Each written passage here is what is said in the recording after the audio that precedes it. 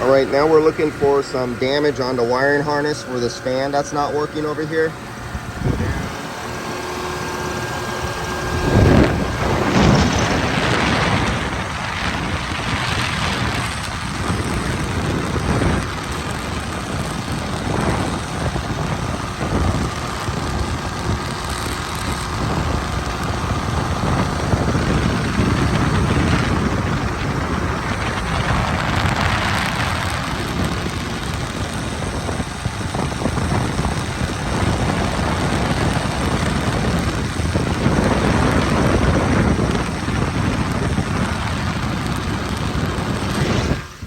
Okay, that was the damage.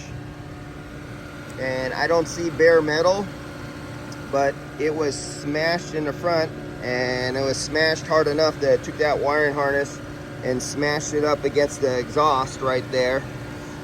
And so I'll let them know and show them a picture of that, and that'll be up to them from there on, not me.